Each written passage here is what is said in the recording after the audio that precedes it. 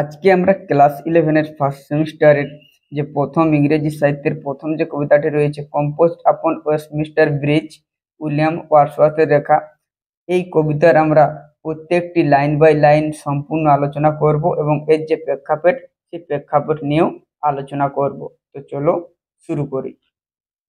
কবিতাটি শুরু করার আগে কবি সম্পর্কে আমরা কিছু তথ্য জেনে নিই। কবি হলেন উইলিয়াম ওয়ার্ডসওয়ার্থ। ইনি জন্মগ্রহণ করেন 7 এপ্রিল 1770। কোথায় না ইউনাইটেড কিংডমের যে চেম্বারল্যান্ড রয়েছে তার যে কোকারমাউথ জায়গা রয়েছে সেই কোকারমাউথ জায়গা অর্থাৎ সেই প্লেসে তিনি জন্মগ্রহণ করেন আর মারা যান 23 এপ্রিল 1850 খ্রিস্টাব্দে। তাহলে উইলিয়াম ওয়ার্ডসওয়ার্থ জন্মগ্রহণ করে 7 এপ্রিল 1770 খ্রিস্টাব্দে এবং মারা যায় 23 এপ্রিল 1850 খ্রিস্টাব্দে। এরপর আমরা যাই কবিতাটি। এই কবিতাটি লেখা হয়, বলা হয়েছে তোমাদের টেক্সট বইতে যে সেপ্টেম্বর 3, 1802, কিন্তু এর আসল উৎস ধরা হয় যে না, কবিতাটি লেখা হয় যে জুলাই 31 অর্থাৎ 31শে জুলাই 1802 খ্রিস্টাব্দে। কবিতাটিতে বলা হয়েছে যে কবি অর্থাৎ উইলিয়াম ওয়ার্ডসওয়ার্থ এবং তার বোন সিস্টার ডরোথি যখন তারা লন্ডন থেকে ফ্রান্সে যেতেছিল অর্থাৎ ফ্রান্সের ডোভার শহরে, তখন তারা যাওয়ার সময় যে কম্পোজ আপন ওয়েস্টমিনিস্টার ব্রিজ রয়েছে সেটি কোথায় না টেমস নদীর উপরে। সেই টেমস নদীর উপরে যে কম্পোজড আপন ওয়েস্টমিনিস্টার ব্রিজ রয়েছে সেখানে দাঁড়িয়ে তারা লন্ডন শহরের যে দৃশ্য ভোরবেলার অর্থাৎ ভোর 4টা থেকে 5টা, এই সময়টায় সকালবেলার যে দৃশ্য অর্থাৎ ভোরবেলার যে দৃশ্য সেই অপূর্ব দৃশ্য তারা দেখছিল। আর এই সুন্দর দৃশ্যটি কিন্তু তোমাদের যে কবিতাটি রয়েছে কম্পোজ আপন ওয়েস্টমিনিস্টার ব্রিজ সেই কবিতাটিতে তুলে ধরা হয়েছে। কিন্তু তোমাদের টেক্সট বইয়ে রয়েছে যে যখন তারা ফ্রান্স থেকে পড়ছিল অর্থাৎ ফ্রান্সের কেলে শহর থেকে, সেই সময় কিন্তু কবিতাটি তোমাদের লেখা হয়েছে। বিভিন্ন জায়গায় কিন্তু বিভিন্ন তথ্য রয়েছে। সুতরাং যাই হোক, যে কবিতাটি কিন্তু লেখা হয় যে ভোরবেলা 4টা থেকে 5টার মধ্যে, আর কবিতাটিতে তুলে ধরা হয়েছে লন্ডন শহরের যে অপরূপ দৃশ্য সেই সৌন্দর্যটাই কিন্তু তোমাদের এই কম্পোজ আপন ওয়েস্টমিনিস্টার ব্রিজে তুলে ধরা হয়েছে। এই হলো তোমাদের কবিতার প্রেক্ষাপট যে কোন বিষয় নিয়ে লেখা হয়েছে। এই যে উইলিয়াম ওয়ার্ডসওয়ার্থ তিনি হচ্ছেন একজন কিন্তু রোমান্টিক পোয়েট, বা একে রাখা হয়েছে রোমান্টিক এজের মধ্যে। ইংরেজি সাহিত্যে ইতিহাসে যেমন অনেকগুলো যুগ রয়েছে, প্রাচীন যুগ, মধ্যযুগ, আধুনিক যুগ, তেমনি ইংরেজি সাহিত্যে অনেকগুলা যুগ রয়েছে। তার মধ্যে একটা যুগ রয়েছে রোমান্টিক এজ, আর এই রোমান্টিক এজের মধ্যেই তাকে রাখা হয়েছে। কাকে না উইলিয়াম ওয়ার্ডসওয়ার্থকে, যে তিনি হচ্ছেন একজন রোমান্টিক পোয়েট। রোমান্টিক পোয়েট কাদের বলা হয় না, যারা প্রাকৃতিক সৌন্দর্য নিয়ে বর্ণনা করেন, যারা প্রাকৃতিক নিয়ে লেখেন তাদেরকে বলা হয় রোমান্টিক পোয়েট। এইরকম রোমান্টিক পোয়েট ইংরেজি সাহিত্যে মাত্র হাতে গোনা কয়েকজন রয়েছে। তাদের নাম হলো William Wordsworth, S T. Coleridge, Lord Byron, P B. Shelley আর জন কিটস। এই হচ্ছে 5জন। এই 5জনকে বলা হয় একত্রে পঞ্চপাণ্ডব, আর এই 5জনই হচ্ছে আমাদের রোমান্টিক এজের কবি, বা এদের এই 5জনকে বলা হয় রোমান্টিক পোয়েট হয়েছে। ভোরবেলা তারা যাওয়ার সময় তারা যে টেমস নদীর উপরে যে ব্রিজ রয়েছে কম্পোজ আপন ওয়েস্টমিনিস্টার ব্রিজ, সেই ব্রিজের উপর দাঁড়ায়। তারপর সেখানে তার যে সিস্টার রয়েছে অর্থাৎ ডরোথি, তার কাছ থেকে একটি ডায়েরি ছিল যার নাম ছিল গ্রাসমের জার্নাল। সেখানেই কবিতাটি কিন্তু উল্লেখ রয়েছে। সেই ডায়েরিটি কবি উইলিয়াম ওয়ার্ডসওয়ার্থ এই কবিতাটি লেখেন। এই রোমান্টিক পোয়েট বা রোমান্টিক যারা কবিতা লেখে তাদের একটা না খুব সুন্দর সংজ্ঞা রয়েছে। সেই সংজ্ঞাটা আমি তোমাদের একটু বলি, যেটাকে বলা হয় spontaneous overflow of powerful feeling. যেটা পড়ে তোমার মনে হবে এক ধরনের এটা কি হচ্ছে না উচ্চাকাঙ্ক্ষা, এর চাইতে সৌন্দর্য আর কোনো কিছু হতেই পারে না। আর এই হচ্ছে কিন্তু আমাদের কবিতার প্রেক্ষাপট। এরপর আমরা যাই একটু কবিতা সম্পর্কে। কবিতাটি রয়েছে আমাদের 14 লাইনের। কবিতাটি কত লাইনের রয়েছে? আমাদের 14 লাইনের। আর এই 14 লাইনের কবিতাকে বলা হয় কিন্তু সনেট। 14 লাইনের কবিতাকে কি বলা হয়? সনেট। আর এই সনেট রয়েছে কিন্তু আমাদের দু ধরনের। সনেট ক ধরনের রয়েছে? দু ধরনের। একটা সনেটকে বলা হয় Shakespearean sonnet, SHEKSPEARIAN, Shakespearean sonnet, SOEET। আর একটা হচ্ছে আমাদের Petrarchan sonnet. Petrarchan, PETRARCHAN, Petrarchan sonnet, SOEET। আর এই পেট্রারচান সনেটের আর একটা নাম রয়েছে, একে বলা হয় ইটালিয়ান সনেট। Italian sonnet. তাহলে এই সনেট সম্পর্কেও কিন্তু আমাদের ধারণা হয়ে গেল যে 14 লাইন বিশিষ্ট যে কবিতা থাকে তাদেরকে বলা হয় সনেট। আর এই সনেট রয়েছে দু ধরনের। প্রথমটা হচ্ছে শেক্সপিয়ারিয়ান সনেট, যেটা শেক্সপিয়ার ব্যবহার করতো তার কবিতায়। আর একটা রয়েছে পেট্রারচান সনেট বা ইটালিয়ান সনেট। আমরা যে কবিতাটি পড়ব 14 লাইনের সনেট, সেটা হচ্ছে কিন্তু আমাদের পেট্রারচান সনেট বা ইটালিয়ান সনেট। তাহলে প্রশ্ন জিজ্ঞাসা করা হয় যে আমাদের কম্পোজ অন ওয়েস্টমিনিস্টার ব্রিজ কি ধরনের sonnet, what type of sonnet? না, সেটা হচ্ছে পেট্রারচান সনেট বা ইটালিয়ান সনেট হয়েছে। আর এই যে 14 লাইন রয়েছে, এই 14 লাইনটা আমাদের কিন্তু দুভাগে কবিতায় ভাগ রয়েছে। প্রথম 8 লাইন আর পরে রয়েছে 6 লাইন। আবার বলি, প্রথম 8 লাইন, পরে রয়েছে 6 লাইন। প্রথম যে 8 লাইন তাকে বলা হয় অক্টেভ, OCTAVE, অক্টেভ। আর পরের 6 লাইনকে বলা হয় সেস্টেট, ACSTET। তাহলে প্রথম 8 লাইনকে বলা হয় অক্টেভ, শেষের 6 লাইনকে বলা হয় সেস্টেট হয়েছে। আর এর একটা রাইম সিম রয়েছে, যে রাইম সিমটা হচ্ছে আমাদের ABBA, ABBA,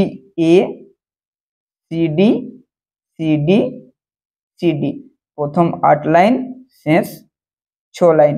এই হচ্ছে আমাদের কবিতার রাইম সিম হয়েছে। তো এটা হচ্ছে আমাদের কিন্তু কবিতার প্রেক্ষাপট, যে আমাদের যে 14 লাইন বিশিষ্ট কবিতাটি রয়েছে সনেট, সেটা হচ্ছে আমাদের কি ধরনের সনেট? না, পেট্রারচান সনেট বা ইটালিয়ান সনেট। সনেট হচ্ছে দু প্রকার, একটা হচ্ছে শেক্সপিয়ারিয়ান সনেট আর একটা হচ্ছে পেট্রারচান বা ইটালিয়ান সনেট। যে 14 লাইন রয়েছে সেটা আমাদের ভাগ রয়েছে প্রথম 8 লাইন আর শেষ 6 লাইন। প্রথম 8 লাইনকে বলা হয় অক্টেভ, শেষ 6 লাইনকে বলা হয় সেস্টেট। আর এর যে রাইম সিম রয়েছে সেটা হচ্ছে ABBA, ABBA, CD। আর এই সনেট শব্দটা এসেছে এই সোনাটা নামক বাদ্যযন্ত্র থেকে। তো এরপর আমরা যে কবিতা রয়েছে সেই কবিতার লাইনে প্রবেশ করি। দেখো, এখানে আমি তোমাদের কবিতাটার প্রত্যেকটি লাইন, ওয়ার্ড নোট এবং বাংলা সমস্ত কিছু উল্লেখ করে দিয়েছি। আর যদি কেউ চাও তাহলে কিন্তু এগুলি তোমরা খাতায় নোট করতে পারো। তো চলো কবিতাটা শুরু করছি। প্রথমে বলেছে, art has not anything to show more fair. Has not anything to show more fair. কি বলছে? না, আর্থ হ্যাজ নট এনিথিং, পৃথিবীতে এর চাইতে বলছে কিচ্ছু নেই দেখার মতো। To show more fair, fair অর্থাৎ হচ্ছে সুন্দর। তার মানে অর্থাৎ কি বলছে? না, পৃথিবীতে আর কোনো কিছুই সুন্দর জিনিস নেই দেখার মতো। কোন জিনিসটা? না, যে জিনিসটা এখন কবি উইলিয়াম ওয়ার্ডসওয়ার্থ টেমস নদীর উপরে যে ব্রিজ রয়েছে, কম্পোজ অন ওয়েস্টমিনিস্টার ব্রিজ, সেখানে দাঁড়িয়ে তিনি যে লন্ডন শহরের দৃশ্যটা দেখছে, সেই জিনিসটা দেখতে এতই সৌন্দর্য যে এই চেয়ে সুন্দর জিনিস পৃথিবীতে আর কোথাও নেই। Dull, would he be of soul who could pass by. Dull, dull মানে কি বলছে? না, অনুভূতিহীন। Would he be of soul who could pass by. বলছে যে ব্যক্তি এই জিনিসটা উপেক্ষা না করে চলে যায়, না দেখে চলে যায়, সে কি না, সে হচ্ছে একজন অনুভূতিহীন, সে মূর্খ, সে বোকা, সে তার মধ্যে কোনো অনুভূতি নেই যে এই জিনিসটা, এইরকম একটা সুন্দর দৃশ্য সে না দেখে নিয়ে পাশ দিয়ে চলে যায়। A sight so touching in its majesty. এর সাইড, এই যে দৃশ্যটা, সো টাচিং, এটা এক ধরনের কি না, হৃদয় স্পর্শ, ইন ইটস মেজেস্টি, যে তার মহিমায় রয়েছে, যে এই একটা দৃশ্য যে তার মহিমায় একদম হৃদয় স্পর্শ করে রয়েছে। This city now dot like a garment. This city নাও, এই যে এখন শহরটা, ডট ডট, এটা হচ্ছে এর ডাজের পুরনো ওয়ার্ড, আগে ডাচকে ডট হিসাবে লেখা হতো। লাইক এ গার্মেন্ট, যে শহরটা রয়েছে সেটার জন্য একটা পোশাকের মতো পরে রয়েছে, ওয়ের, ওয়ের মানে হচ্ছে কিন্তু পরিধান করা। The beauty of the morning, সকালবেলার যে সৌন্দর্যটা রয়েছে, সাইলেন্ট, বেয়ার, একদম নীরব, স্তব্ধ। শিপস, জাহাজ, টাওয়ার্স, যে মিনার, ডোমস, গম্বুজ, থিয়েটার্স, নাট্যশালা, এন্ড টেম্পলস লাই, এবং যে মন্দির রয়েছে সেগুলো কি রয়েছে না, সাহিত্য রয়েছে, অর্থাৎ ঘুমিয়ে রয়েছে।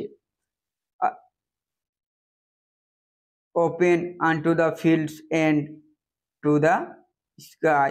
ওপেন আনটু দ্য ফিল্ডস, যে এইগুলা রয়েছে সেগুলা কি রয়েছে না, মাঠ পর্যন্ত উন্মুক্ত রয়েছে, এন্ড টু দ্য স্কাই, এবং আকাশের সীমা পর্যন্ত কি রয়েছে না, ছড়িয়ে রয়েছে। দেখো এই জিনিসটা কি রকম ভাবে বোঝানো হয়েছে না, বলছে যে ships, towers, domes, theatres and temples, এই জিনিসগুলো শুয়ে রয়েছে। আচ্ছা, শিপস, শিপস কোনোদিন কি ঘুমোয় না, জাহাজ ঘুমোয় না, ঘর বাড়ি কি কোনোদিন ঘুমোয় না, কিন্তু এই যে লোকগুলো তারা কিন্তু ঘুমিয়ে রয়েছে, তার জন্য সেই জিনিসটাকে কিন্তু বোঝানো হয়েছে। আর সেগুলো কিরকম ভাবে রয়েছে না, সে মনে করে এটা একটা ভূমি, তার উপর থিয়েটার, গম্বুজ, টেম্পেল এগুলো দাঁড়িয়ে রয়েছে, আর আকাশটাকে মনে হচ্ছে যেন এইভাবে সেখানে কোন এক জায়গায় যেন মিশে গেছে।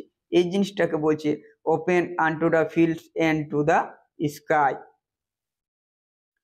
All bright and glittering in the smokeless air. All bright, এবং সমস্ত কিছুই যেন কি করছে না, উজ্জ্বল করছে, গ্লিটারিং, চকচক করছে, ইন দ্য স্মোকলেস এয়ার, সেই সকালবেলা ভোরবেলার যে বাতাস সেটা কিন্তু কি রয়েছে না, ধোঁয়াহীন রয়েছে। Never did sun more beautifully steep. Never did sun, সূর্য কখনোই এই সুন্দর দৃশ্যটা কি করে না, স্টিপ, স্টিপ মানে হচ্ছে ভেজানো, যে এত সুন্দরভাবে কখনোই সে যেন সেটাকে ভিজিয়ে দেয়নি, যেন নষ্ট করে দেয়নি, সুন্দরভাবে যেন কিরণ দেয়নি আর কোনো কিছুতে। ইন হিজ ফার্স্ট স্প্লেন্ডার, যেন তার যে প্রথম যে আলোর প্রভা সেটা যেন কি কোনখানে গিয়ে পড়ে না, ভ্যালি, রক অর হিল, যে সূর্যের যে প্রথম কিরণ সেটা কোথায় গিয়ে পড়ে না, যেগুলা উঁচু জায়গা, উঁচু জায়গার মধ্যে কি কি রয়েছে, valley, rock and hill. Valley মানে উপত্যকা, রক মানে পাথর, হিল মানে হচ্ছে পর্বত। Never so I never felt, never so I, আমি কখনো দেখিনি, নেভার ফেল্ট, কখনো অনুভব করিনি, এ কাম, এইরকম শান্তি, সো ডিপ, এত গভীর ভাবে। দ্য রিভার গ্লিডেড, যে নদীটি রয়েছে সেটা কি চলছে না, গ্লিডেড, বয়ে চলছে, কেমন ভাবে, এট ইজ ওন সুইট উইল, তার নিজের ইচ্ছায়, যে নদীটা রয়েছে সেই নদীটি, এখানে নদী বলতে কোন নদীর উল্লেখ রয়েছে না, টেমস নদী, কোন নদী রয়েছে না, টেমস নদী, THAMES, সেই টেমস নদীটাও কিন্তু বয়ে চলেছে নিজের ইচ্ছায়। ডিয়ার গড, হে ঈশ্বর, দ্য ভেরি হাউসের সিম এ স্লিপ, যে বাড়ির লোকগুলো মনে হচ্ছে যেন কি, যেন সবাই ঘুমন্ত রয়েছে। And all the mighty heart is lying still, আর এই মহৎ হিরোটি মনে হচ্ছে যেন এখনো শুয়ে রয়েছে। অল দ্য মাইটি হার্ট, এই মাইটি হার্ট বলতে বোঝানো হয়েছে লন্ডন শহরকে খুবই গুরুত্বপূর্ণ। যে মাইটি হাট কাকে বোঝানো হয়েছে? মাইটি হাট বলতে বোঝানো হয়েছে যে লন্ডন শহর রয়েছে সেই লন্ডন শহরকে। তো তোমরা অবশ্যই এটি খাতাতে নোট করে নিবে, পড়তে কিন্তু সুবিধা হবে। আর এর পরের ক্লাসে আমরা এখান থেকে যে এমসিকিউ প্রশ্নগুলি রয়েছে সেই প্রশ্নগুলি নিয়ে আলোচনা করব।